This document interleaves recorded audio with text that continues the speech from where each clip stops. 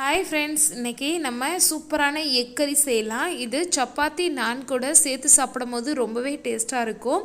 Veg pulao, veg biryani கூடயும் இது சேர்த்து சாப்பிடுங்க, ரொம்பவே டேஸ்ட்டாக இருக்கும். வாங்க இது எப்படி செய்யலான்னு பார்க்கலாம்.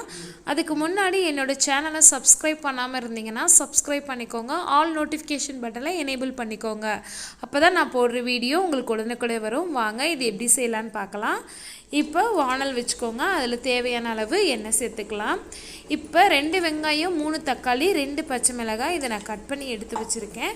ஃபஸ்ட்டு இது கூட நம்ம வெங்காயம் ஆட் பண்ணிக்கலாம். 2 வெங்காயம் சேர்த்துக்கிட்டு இது கூட 2 பச்சை மிளகாய், கொஞ்சமாக கருவேப்பிலை சேர்த்து நல்லா வதக்கிக்கலாம். ஃபஸ்ட்டு ஒரு 2 தக்காளி நான் கட் பண்ணி வச்சுருக்கேன், அதையும் இது கூட சேர்த்துக்கலாம். சேர்த்து நல்லா வதக்கி விட்டுக்கோங்க.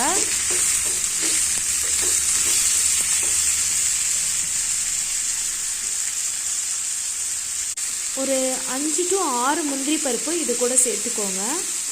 ஒரு அரை ஸ்பூன் கசகசா சேர்த்துக்கலாம். இது கூட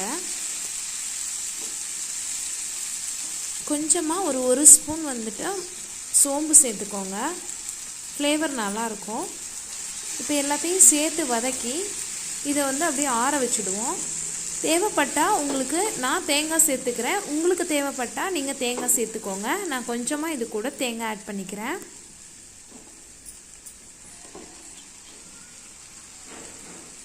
தேங்காவையும் சேர்த்து நல்லா இதை வதக்கி எடுத்துக்கலாம்.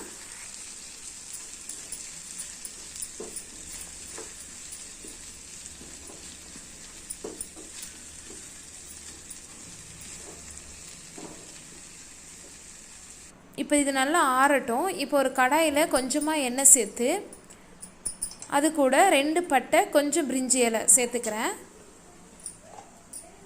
இப்போ ஒரு வெங்காயத்தை நான் பொடியாக கட் பண்ணி வச்சுருக்கேன், அதை சேர்த்துக்கிட்டு கொஞ்சம் கருவேப்பிலை சேர்த்து நல்லா வதக்கி விட்டுக்கலாம்.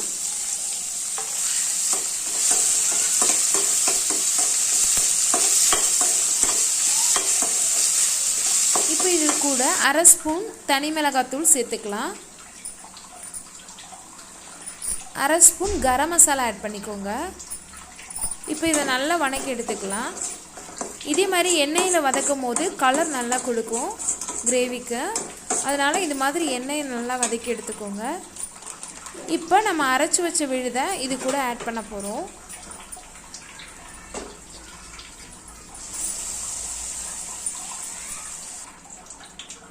இது ஆட் பண்ணிவிட்டு நல்லா இது கூட நல்லா கலந்து கொடுங்க, பச்சை வாசனை போகிற வரையும்.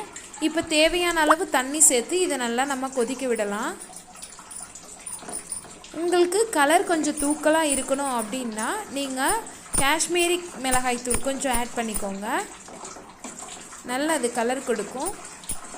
இப்போ இது கூட கொஞ்சம் ஆயில் ஆட் பண்ணிவிட்டு தேவையான அளவு கொஞ்சம் உப்பு சேர்த்து நல்லா இதை கொதிக்க விடலாம். கொஞ்சம் மஞ்சள் பொடி ஆட் பண்ணிக்கோங்க.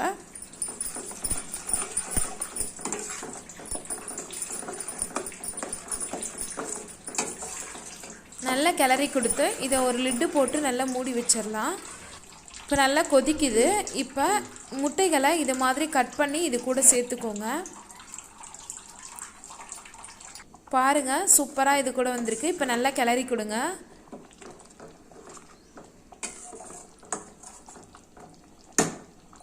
ஒரு 5 minutes இப்படியே வெந்து வரட்டும். இப்போ தேவையான அளவு கொத்தமல்லி தலைகளை இது கூட லாஸ்ட்டாக ஆட் பண்ணிக்கலாம். சூப்பரான எக் கிரேவி ரெடி. நீங்களும் உங்கள் வீட்டில் இதே மாதிரி ட்ரை பண்ணி பாருங்கள், ரொம்பவே நல்லாயிருக்கும். சப்பாத்தி நான் கூட சேர்த்து சாப்பிடும் போது ரொம்பவே சூப்பராக இருக்கும். இப்போ இந்த சப்பாத்தி கூட நான் இந்த எக் கிரேவியை சர்வ் பண்ணுறேன். இது கூட கொஞ்சம் பச்சை வெங்காயம் ஆட் பண்ணி சர்வ் பண்ணி பாருங்கள், இன்னும் ரொம்பவே சூப்பராக இருக்கும். Okay friends, thank you. நீங்களும் இதே மாதிரி உங்கள் வீட்டில் ட்ரை பண்ணி பாருங்கள்.